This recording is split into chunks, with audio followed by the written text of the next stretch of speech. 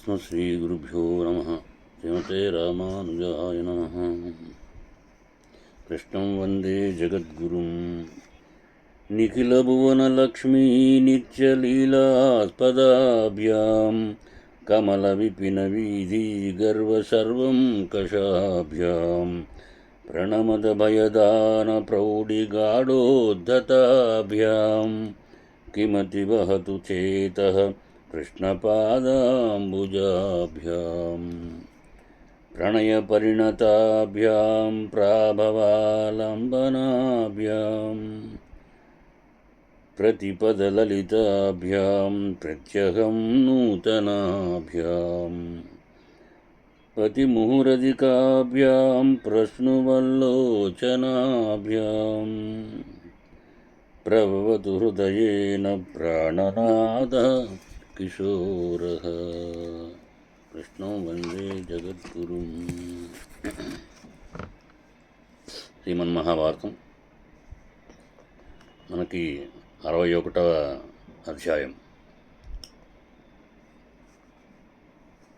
ఇక్కడ కౌరవ పాండవుల యొక్క అభేదం, ఆ యుద్ధ వృత్తాంతం, కృష్ణద్వైపాయను యొక్క ఆదేశాను ప్రకారం వైశంపాయనుడు ఆ గురువుగారిని తలుచుకుని వీళ్ళకి కథ చెప్పడానికి, అంటే జనమేజయ మహారాజుతో ఉన్న వాళ్ళందరికీ కూడా మహాభారతం యొక్క కథను సవివరంగా తెలియజేయడానికి సన్నద్ధమైనట్టుగా ఇక్కడ తెలుస్తోంది మనకి. వైశంపాయనుడు ఈ విధంగా చెప్తున్నాడు. సురవే ప్రాంగ్ నమస్కృత్య మనోబుద్ధి సమాధిభిః సంపూజ్య చర్విజాన్ సర్వాన్ తదాన్యాన్ విదిశో జనాన్ మహద్వే శ్రుతసేవ్యా సేహ సర్వలోకేషు ధీమతః ప్రవక్ష్యామి మతం కృత్నం వ్యాసవ్యాస్య మహాత్మనః అని. అంటే మనస్సు, బుద్ధి, ఏకాగ్రతతో ముందుగా మా గురువుగారికి నమస్కరించుకుని ఇక్కడున్న బ్రాహ్మణులను, విద్వాంసులను గౌరవించి సమస్త లోకాల్లోనూ ప్రసిద్ధి పొందినటువంటి ధీమంతుడు, మహాత్ముడు అయినటువంటి వ్యాస మహర్షి యొక్క అభిప్రాయాన్ని పూర్తిగా మీకు వివరిస్తానని చెప్పడం. ఆ విధంగా మహాభారత కథను వినడానికి యోగ్యుడైనటువంటి ఆ కథను నా మనస్సు మీకు ఉత్సాహపరిచేటట్లుగా చెప్పడానికి వీళ్ళూరుతోంది కదా రాజా. ఆ గురుపాండవుల మధ్య భేదం, రాజ్యం కోసం ఆ జూదమాడము, పృథివీ వినాశనానికి కారణమైనటువంటి యుద్ధం, అదంతా నీకు చెప్తానని చెప్పడం జరిగింది. పాండురాజు మరణించాక పాండవులు అడవి నుండి ఇంటికి రావడం జరిగింది. వారు అచిరకాలంలోనే ఆ ధనుర్వేదంలో పండితులవడం జరిగింది. ఆ విధంగా సత్యపరాక్రమ తేజ సంపన్నులైనటువంటి పౌరులకు ప్రీతిపాత్రులైన పాండవులు క్రమంగా ధన, కీర్తి, సంపదలతో వృద్ధి చెందడం జరిగింది. కౌరవులు వారి అభివృద్ధి చూసి ఓరవలేకపోవడం కూడా జరిగింది. అయితే తతో దుర్యోధన క్రూర కర్ణచ్చ సహసౌసకః తేషాం విగ్రహ నిర్వాపాన్ వివిధాంస్తే సమారభవ్. క్రూరుడైనటువంటి దుర్యోధనుడు, కర్ణుడు, శకును కలిసి పాండవుల్ని నిగ్రహించడానికి, దేశం నుండి బయటకు పంపడానికి అనేక ప్రయత్నాలు ప్రారంభించడం జరిగింది. తతో దుర్యోధన శూరకలింగస్య మతే స్థితః పాండవాన్ వివిధోపాయైరాజ్యహేతో పీడయత్ అని. అనంతరం శకుని అభిప్రాయం ప్రకారం నడిచే దుర్యోధనుడు రాజ్యం కోసం పాండవులను రకరకాలటువంటి ఉపాయాలతో బాధించడం జరిగింది. అలాగే పాపాత్ముడైనటువంటి దుర్యోధనుడు భీముడికి విషాన్ని ఇవ్వడం, కానీ వీరుడైన భీముడు అన్నంతో పాటుగా ఆ విషయాన్ని కూడా అరగించుకోవడం, జీర్ణించుకోవడం జరిగింది. అలాగే గంగా తీరంలో ప్రమాణకోటి ఘట్టంలో నిద్రిస్తున్న భీముని బంధించి గంగా ప్రవాహంలో త్రోసివేయడం, దుర్యోధనుడు ఏమీ తెలియని వాడి వలె నగరానికి రావడం జరిగింది. భీముడు నిద్ర నుండి లేచినట్లుగా తన బంధాలను తెంచుకొని ఎటువంటి బాధ లేకుండా గంగలో నుండి పైకి రావడం కూడా జరిగింది. శత్రు సంహారకుడైన భీముడు నిద్రిస్తుండగా దుర్యోధనుడు అతని శరీరంలోని ప్రతి అవయవం మీద కాలసర్పాల చేత కనిపించాడు. కానీ భీముడు మరణించలేదు. కౌరవులు పాండవులకు అపకారం చేస్తున్న ప్రతి సమయంలోనూ కూడా మహాబుద్ధివంతుడైనటువంటి విదురుడు వారిని విడిపించడంలో, ప్రతీకారం చేయడంలో అప్రమత్తంగా ఉండడం జరిగింది. స్వర్గంలో ఉన్న ఇంద్రుడు జీవలోకానికి ఏ విధంగా సుఖాన్ని కలిగిస్తాడో అదేవిధంగా విదురుడు కూడా నిత్యము పాండవులకు సుఖాన్ని కలిగించేవాడు. రహస్యంగానూ బాహ్యంగానూ కూడా అనేక ఉపాయాలతో కౌరవులు పాండవులను చంపలేకపోయారు. భావి కాలంలో జరగబోయేటటువంటి సంఘటనల కోసమే దైవం వారిని రక్షించిందని. అట్లాగే దుర్యోధనుడు కర్ణ దుశ్శాసనాలతో సమాలోచన చేసి ధృతరాష్ట్రుని అనుమతితో వారణావతంలో లక్క ఇల్లు నిర్మించడానికి ఆదేశించడం జరిగింది. ఆ పుత్రుల బియ్యం కోరే ఆ ధృతరాష్ట్రుడు రాజ్యభోగాలపై కోరికతో పాండవులను రాజ్యం నుండి బయటకు పంపాలని చూశాడు. అట్లాగే పంపాడు. వారు తమ తల్లితో పాటుగా హస్తినాపురం నుండి బయలుదేరడం, ఆ సమయంలో వీరుడు వారికి సలహా ఇవ్వడం, ఆ కారణంగా అర్ధరాత్రి సమయంలో వారు లక్క ఇంటిని వదిలి అడవిలోకి వెళ్ళిపోవడం జరిగిపోయాయి. అయితే పాండవులు తల్లితో పాటు వారణావతం నగరానికి చేరుకొని అక్కడ నివసించసాగారు. ధృతరాష్ట్రుడు ఆదేశించినట్లుగానే వారు లక్క ఇంటిలో 1 సంవత్సరం కాలం ఉన్నారు. పురోచనుడిచే రక్షింపబడుతూ విదురునిచే ప్రేరేపింపబడిన ఆ సొరంగ మార్గాన్ని త్రవ్వుకొని లాక్షాగృహాన్ని తగులుపెట్టి అక్కడ నుండి తల్లితో పాటుగా బయటపడ్డారు.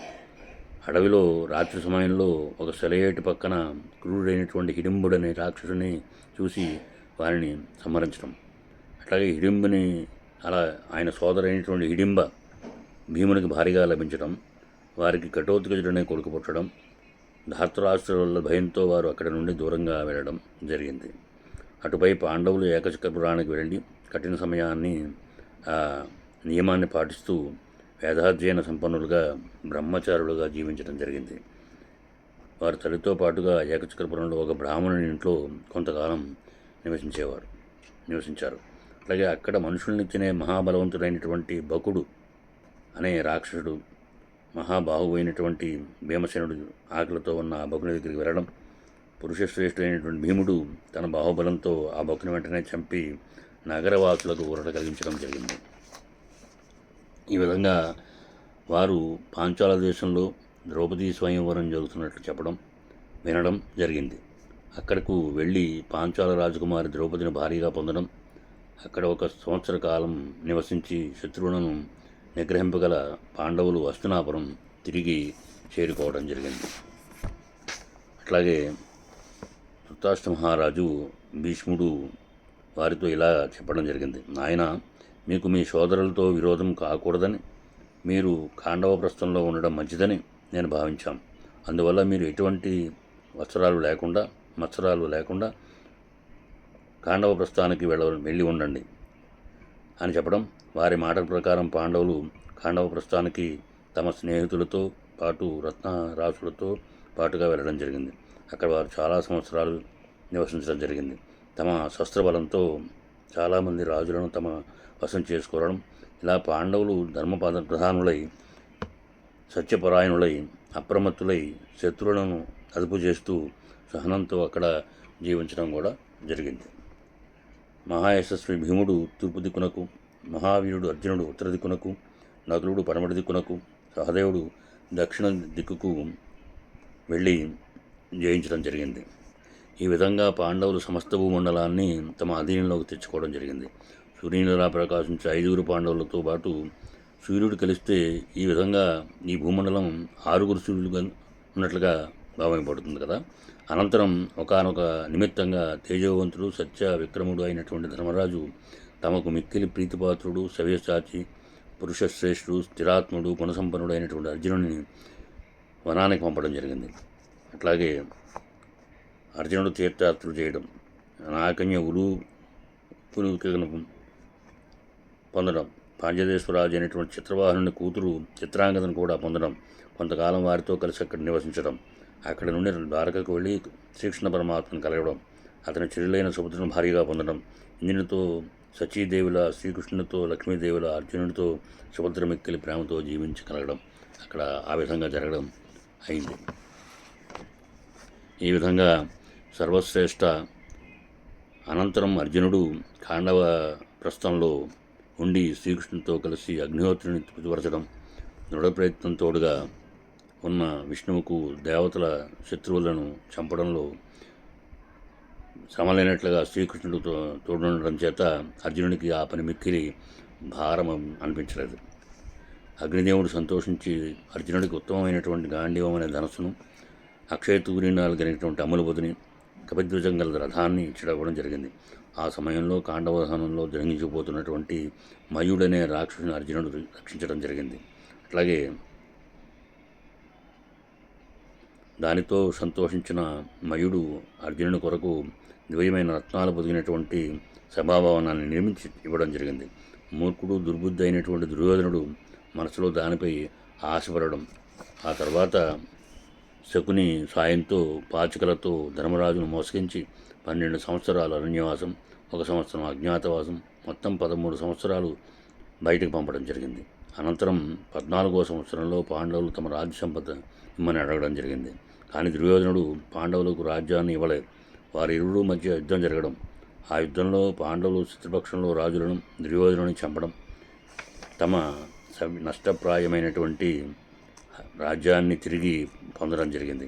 ఈ విధంగా అనాయాసంగా స్వధర్మాన్ని నిర్వహింపగల ఆ పాండవులకు కౌరవులకు మధ్య భేదం వల్ల రాజ్య వినాశం జరిగి పాండవులు విజయాన్ని పొందడం ఈ విధంగా జరిగింది అని చెప్పడం ఈ శ్రీ మహాభారతంలో ఆది పర్వంలో హంసావతారం అనే ఉపపర్వంలో భారత అనేటటువంటి 61వ అధ్యాయాన్ని మనం తెలుసుకోవడం జరిగింది. మహాభారతం యొక్క మహత్యాన్ని 62వ అధ్యాయంలో మనం ఇక్కడ జన్మేజయుడితో ఇలా చెప్పడం, ఆ జన్మేజయుడు ఇలా అడగడం జరుగుతోంది. బ్రాహ్మణోత్తమ, కురువంశీయులు గొప్ప చరిత్రలు మహాభారత ఆఖ్యానం సంగ్రహంగా చెప్పారు.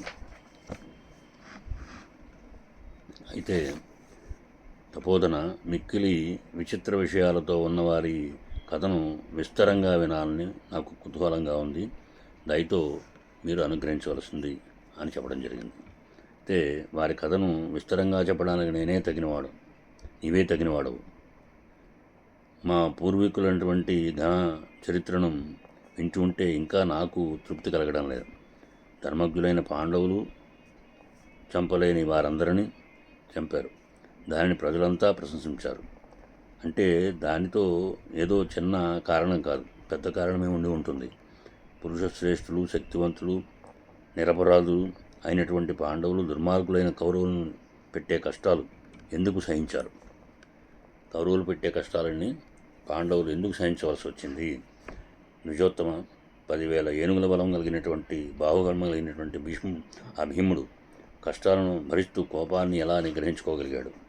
దుర్మార్గులైన కౌరవుల వల్ల బాధపడుతూ ఆ ద్రౌపది తన క్రోధనేత్రాలతో ధాతరాష్ట్రులను దహింపగలిగినా ఎందుకు దహింపచేయలేకపోయింది?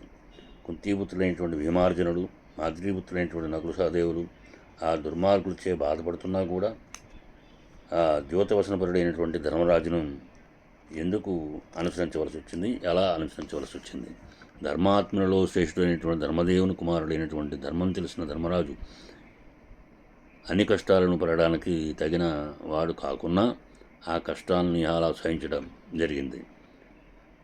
కృష్ణుడు సారథిగా ఉండగా పాండవ మధ్యముడైనటువంటి ధనంజయుడు ఒక్కడే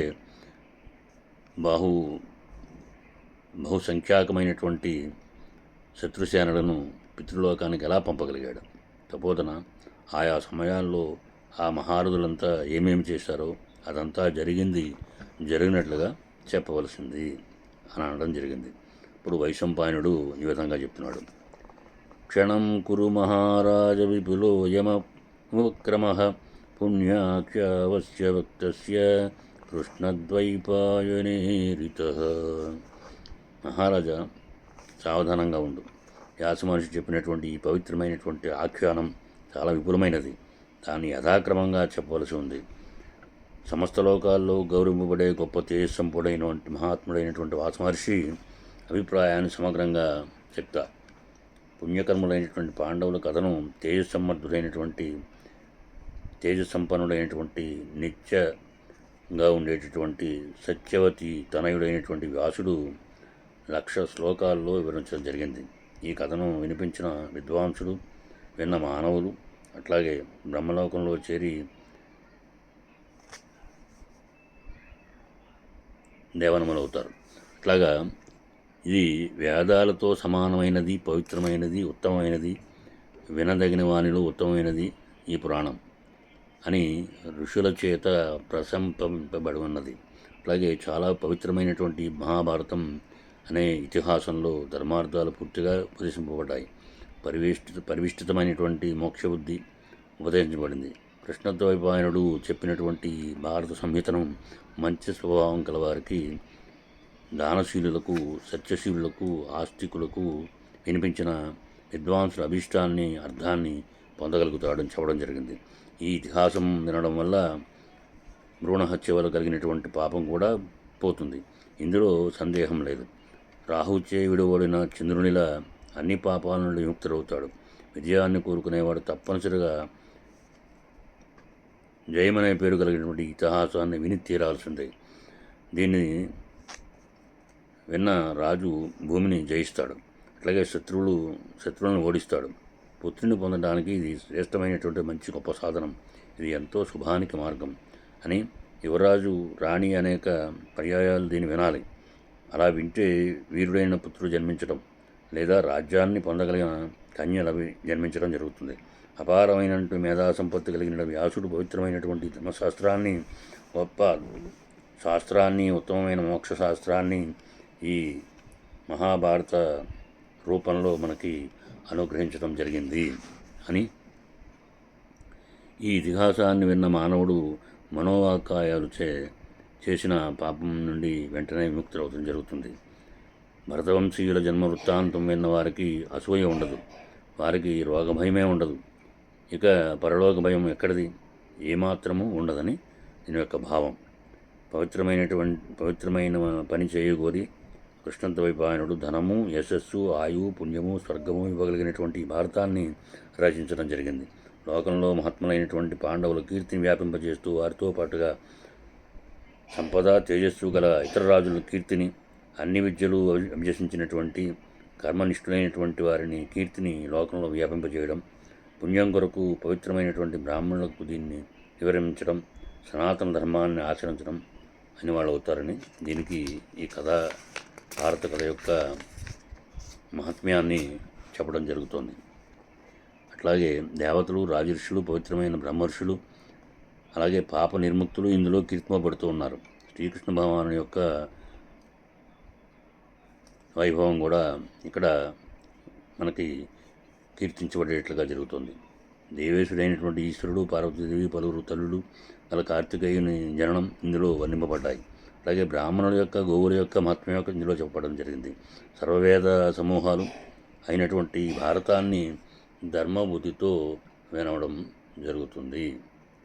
ఈ విధంగా సర్వదినాల్లో బ్రాహ్మణులకు వినిపించిన విద్వాంసుడు పాపవిముక్తుడై స్వర్గాన్ని జయించి శాశ్వతమైనటువంటి బ్రహ్మమును పొందుతాడు అనేటటువంటి ఒక మహాత్మ్యం కూడా దీంట్లో కనిపిస్తుంది.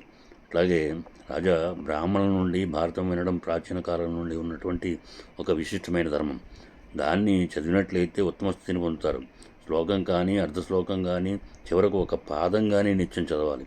అంతేగాని భారతం చదవని వాడు మాత్రం కాకుండా ఉండకూడదు.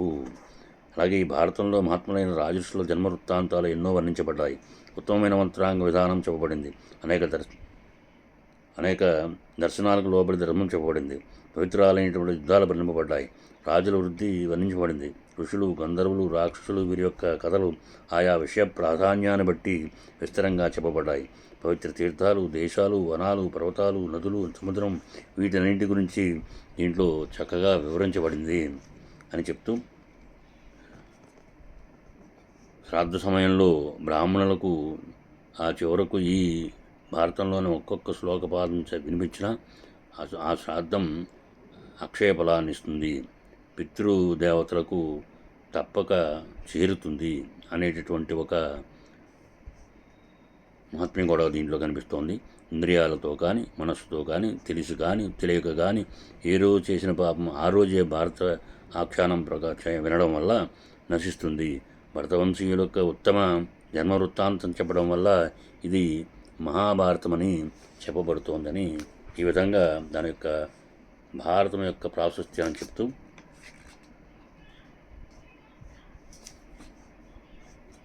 ఈ అధ్యాయాన్ని ముగించడం జరుగుతోంది. ఇది శ్రీ మహాభారతంలో ఆది పర్వంలో హంసావత ఉపపర్వంలో మహాభారతం యొక్క ప్రశంస అనేటువంటి 62వ అధ్యాయాన్ని మనం అధ్యయనం చేయడం జరిగింది. కృష్ణ వందే జగద్గురు.